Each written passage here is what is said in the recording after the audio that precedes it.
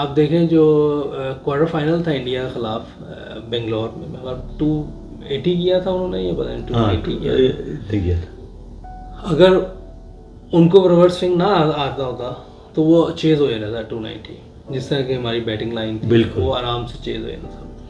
तो उन्होंने reverse swing गेंद किया हुआ था, तो वो प्रसाद ने देखी जो स्लिपें लगी हैं, एक आउट बेड हुए हैं, वो बगैर रिवर्स स्विंग के नहीं हो सकता, क्योंकि ऊपर से तो बहुत मार पड़ गई थी उनको। हाँ नहीं, वो पहले 10-12 ओवर में तो 90 रन बन गए थे। एग्जैक्टली, सईद अनवर ने उड़ा के रख दी थी टीम। वो तो ये लग रहा था कि जैसे ये तो इजी टारगेट है। तो वो उन्होंने जब गेंद को, उन्होंने भी, सारी दुनिया कर रही थी उस टाइम, तो उन्होंने जब बनाया तो वो फिर स्लिपें लगी, और वो लगती हैं, क्योंकि आप जब खुला खेलते हैं रिवर्स स्विंग पे तो आप ज़रूर आउट होंगे, बहुत मुश्किल हो जाता है। इंज़िमाम के साथ आपकी बड़ी पार्टनरशिप्स हुई, आप दोस्त भी थे बहुत ज़्यादा और अंडरस्टैंडिंग भी थी, और जब बैटिंग करते थे जब भी वो अंडरस्टैंडिंग बिल्कुल क्लियर नज़र आती थी, कोऑर्डिनेशन बड़ी थी, मेंटल कोऑर्डिनेशन। कैसा समझते हैं इंज़िमाम को as batsman? As a batsman मेरा ख्याल है कि one of the best batsman है सर, दुनिया में नाम है उनका, रिकॉर्ड है पाकिस्तान में सबसे ज़्यादा रन बनाए हुए उन्होंने वनडे में भी, और ओवरऑल अगर देखा जाए तो उनके सबसे ज़्यादा रन, सबसे ज़्यादा दोनों 20-21 हज़ार रन है उनके, और मेरा ख्याल है कोई 35-36 सेंचुरीज है उनकी, और जिस तरह की उन्हें इनिंग्स खेली हुई दुनिया में बहुत। अच्छा, मेरा एक बिलीव है कि ज़्यादा रन्स बनाने का मकसद ये नहीं कि बड़ा प्लेयर हो जाए, नहीं बिल्कुल, जैसे अब विव रिचर्ड के में 8,000 रन, हाँ 8,000 रन, चंद्र पॉल के 11,000 रन, तो अब आप जब भी कंपैरिजन करेंगे तो लोग कहेंगे यार विव रिचर्ड बहुत ऊपर है, जाहिर है। हाँ, तो क्लास को आप स्कोरों के साथ मैच नहीं कर सकते। कोई जितने भी रन्स कर दे, किसी इंजी भाई से आगे या सईद भाई के मेरा ख्याल है टेस्ट के 5,000 रन है, लेकिन मैं समझता हूँ वो बेस्ट प्लेयर आए पाकिस्तान, जिस तरह की क्रिकेट वो खेलते थे कि वो मैच विनिंग इनिंग होती थी, कभी मैंने उन्हें फंसते हुए नहीं देखा, और बॉलर्स उनसे डरे होते थे। मैंने खुद देखा मुरलीधरन उनके ऐसे माफ़ी मांग के जाता था जब फील्ड में जा रहा होता था शारजा में, क्योंकि साथ साथ ही होते थे, तो कहते थे सईद आवाज़ भी ऐसे करके जाता था कि भाई कम मारना, और वो आप देखें वो बहुत फैंटी लगाता था इसको मुरलीधरन को, सईद भाई। खैर दुनिया को लगाई वो तो मेरा सईद के बारे में ये कहा जाए कि हर प्लेयर की उसने पिटाई की, हर बॉलर की, कोई ऐसा, चाहे वो स्पिनर हो चाहे वो फास्ट हो, वो एज ए अमेजिंग प्लेयर थे, रन नहीं रोक सकते थे आप उनके। और मैं समझता हूँ अगर आजकल के दौर में वो होते तो वनडे में भी उनका 100 से ऊपर स्ट्राइक रेट होना था, और T20 में तो आप 150 के पास इजीली होना था उनका, जिस तरह वो खेलते। सईद अनवर में एक बड़ी क्वालिटी थी, प्लेयर्स में होना ही चाहिए कि अगर आप कोई गलती कर रहे हैं तो आप गलती से सीखें और उससे गलती को हटाने की कोशिश करें।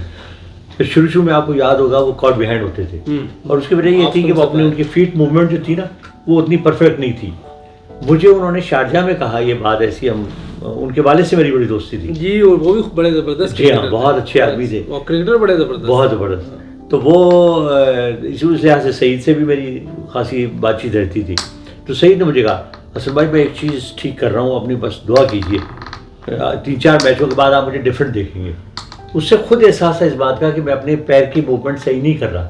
उसने जिस दिन उस पर कंट्रोल किया उसके बाद देखो उसने रन के माल लगा दिए। अच्छा, क्योंकि मैं घर मेरा आना जाना बहुत था ना इनके, तो मैं प्रैक्टिस देखता भी होता था कहीं, तो जो ये गैराज में करते थे ना वो बड़ी टफ प्रैक्टिस, बहुत टेप बॉल के साथ शॉर्ट डिस्टेंस से, उसमें इनकी वालिद ने बड़ा रोल प्ले किया, उनका बड़ा, वो अच्छी बॉलिंग भी कर लेते थे, भाई छोटा भी बड़ी अच्छी बॉलिंग कर लेता था। चूँकि रिवर्स स्विंग उस वक्त अरूज पे थी, तो एक तरफ से टेप जो है ना थोड़ी सी काट कर वो बड़ा टफ होता था, तेज बॉल निकलता था शॉर्ट डिस्टेंस, उस पर वो मैनेज भी करते थे। तो इसीलिए तो उस दौर में आप देखें कि हमारे जो प्लेयर थे, मैं समझता हूँ उस दौर में बैटर्स की बैटिंग की वजह से हम बहुत मैच जीते हैं। लेकिन लोग कहते हैं ये हमारे बॉलर्स, हाँ कोई इसमें शक नहीं, वर्ल्ड क्लास बॉलर थे, लेकिन बॉलर्स के लिए एक हेल्प थी रिवर्स स्विंग की। लेकिन बैट्समैन क्योंकि जो खेले हैं तो उन्होंने भी रिवर्स स्विंग खेलनी थी, और मुश्किल काम है रिवर्स स्विंग खेलना, उस पर रन्स करना 260-70 कभी 300, बिल्कुल डेफिनेटली। तो जिस तरह ये हमारे प्लेयर्स खेले उस पर 40 की एवरेज बनाना उस दौर में, मैं समझता हूँ कि आज के दौर में आप समझें 65-60 से ऊपर ही समझें, क्योंकि आज तो कुछ है ही नहीं। हाँ नहीं, आज तो आप देखें रिवर्स स्विंग होता ही नहीं असल में वही। और दूसरे ये आपका बिल्कुल कहना ठीक है, मैं भी एग्री करता हूँ, मेरे भी अपने मैं तबसरों में कहता रहता हूँ जो कमर्शलाइजेशन जो हुई है ना, उससे वो टच जाता रहा, जो सीरियसनेस का एक था पहले। अब एंटरटेनमेंट है। हाँ, अब एंटरटेनमेंट है। अब अभी एक मैं टीवी पे भी एक दिन बैठा हुआ था PSL में, तो एक प्लेयर है वेस्ट इंडीज का शाय होप, आप जानते हैं? बहुत अब अच्छा प्लेयर है। हाँ, उसका विव रिचर्ड से अच्छा रिकॉर्ड है। अब सोचे कैसे हो गया ये, हो सकता है? नहीं, वो तो आपको पता है कैसे हो गया। वो सोच भी नहीं सकते कि शाय होप को आप चंद्रपाल से भी नहीं मिला। वही तो मैं कह रहा हूँ कि वो तो आपको भी पता है कैसे हो गया। कहीं रह गया। इसका ये मकसद ये है कि क्रिकेट आजकल बैटर्स के लिए आसान है, बॉलर्स के लिए मुश्किल है। बिल्कुल, यू आर राइट। नहीं तो मेरा मकसद है कि विव रिचर्ड, वो असल में वही वाली बात है कि एंटरटेनमेंट वैल्यू की खातिर आप तमाम वो इंतजाम करते हैं कि जो बैटर हैं उनको ज़्यादा से ज़्यादा मदद मिले और वो खुल के खेलें, छक्के लगाएं, चौके लगाएं, ताकि लोग एंटरटेन हों। चैनल्स एग्जैक्टली सारे बिल्कुल, उनकी डिमांड भी होती है अब, क्योंकि वो पैसे का हर कंसिडरेशन पैसा है ना। क्या आपके प्लान्स हैं आगे फ्यूचर में, अलावा रूटीन कामों के? एक्सपर्ट कमेंट्स आप करते हैं? हाँ, बस ये मेरा तो यही कि मैं PCB में हूँ अभी, मैं बैटिंग कोच हूँ एकेडमी में, चल रहा हूँ उनके साथ, और मुझे मज़ा आता है क्योंकि ये मेरी फील्ड है। और नहीं, बहुत जिम्मेदारी का काम है सही मानों में तो।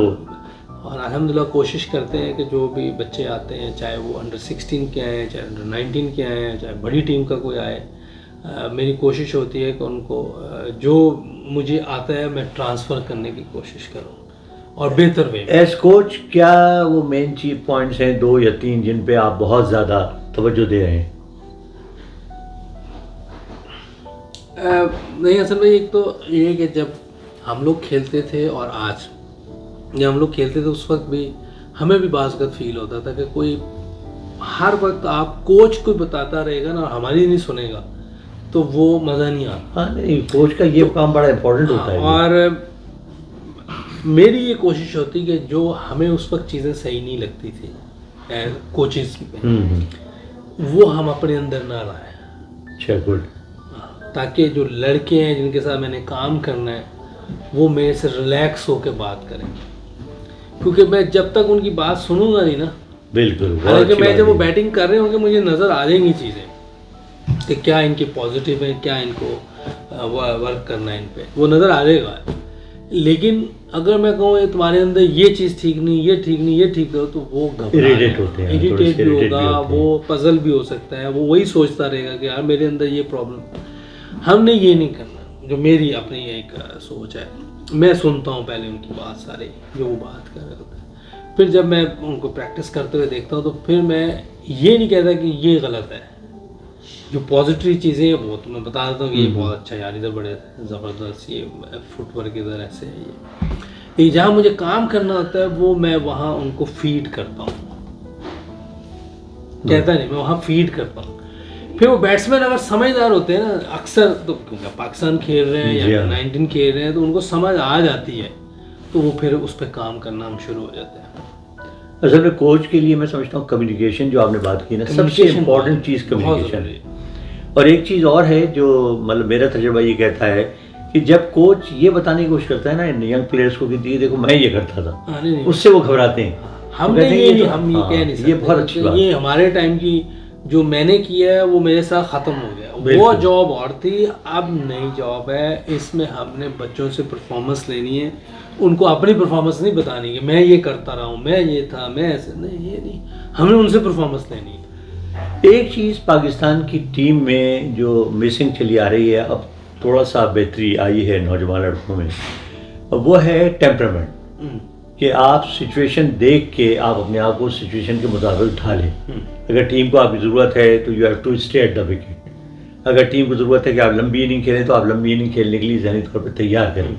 हमारे यहाँ हमने ये देखा है कि मतलब हमेशा आपको पता ही है कि कोलैप्स बड़े होते हैं, आप पता 202 for 2 और पता चला जी 230 पे सारी टीम बाहर हो गई।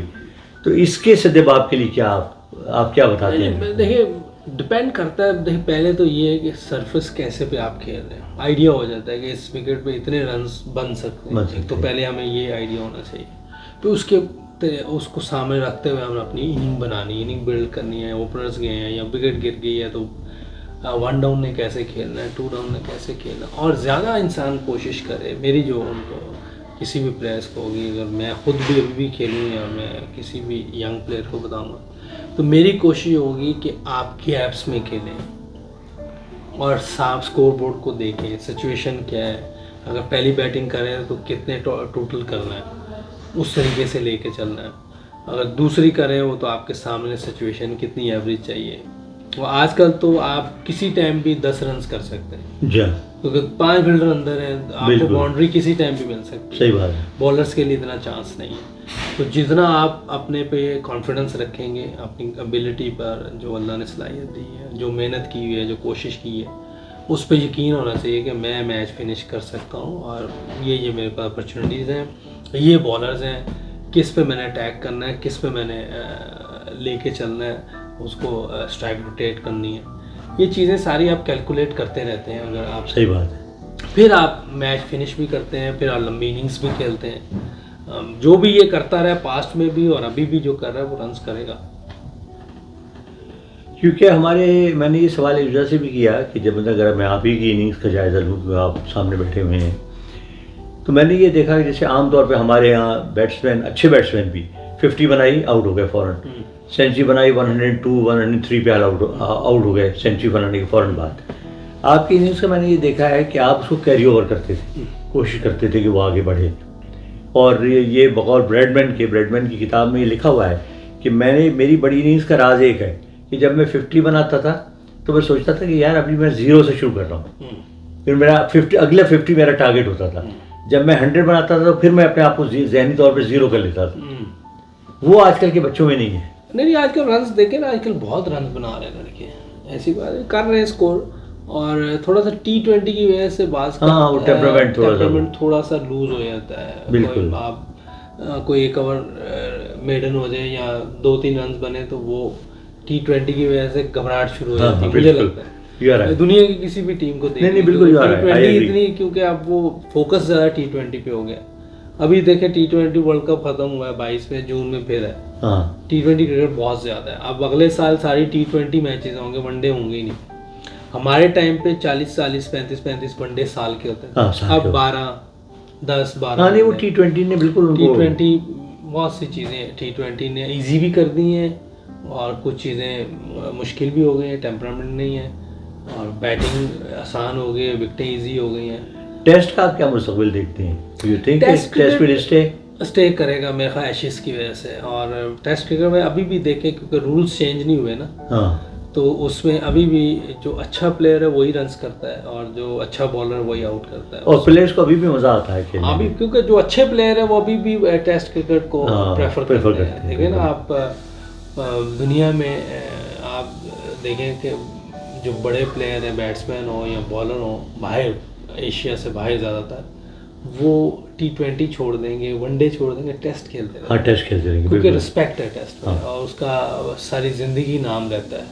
आप देखें डॉन ब्रैड का अभी तक नाम चलता है। हनीफ भाई हमारे जो थे, उनका नाम अभी तक नाम चलता है, क्योंकि इन लोगों ने टेस्ट क्रिकेट में किया हुआ है।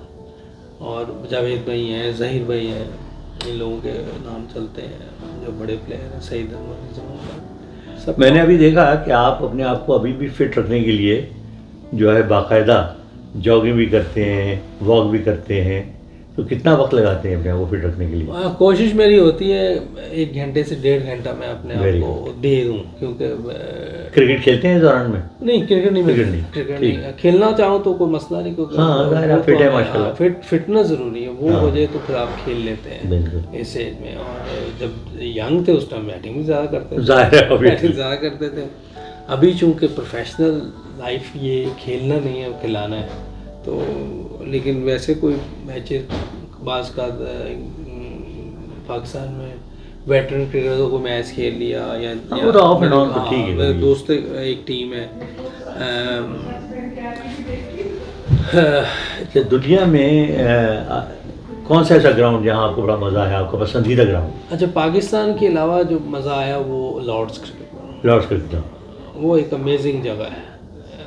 आपको जहन में भी रहता है कि हिस्टोरिकल है और वो फिर भी है और माहौल बहुत अच्छा है, उन्होंने बनाया हुआ पिच पिच बहुत अच्छी है, ग्राउंड के अंदर और जाएं, फील्ड बहुत जब अच्छी है। मिडिल में जाएं तो पता चलता है आप कहीं आए। सही बात है, बिल्कुल। वो ऐसी जगह है, हिस्टोरिक जगह भी है। बाकी उन्होंने जो चीज़ बनाई हुई है, ग्राउंड जिस तरह की है, फैसिलिटीज़ जो है वो टॉप हाँ, क्लास बहुत है, ज़बरदस्त, top क्या class कहना है।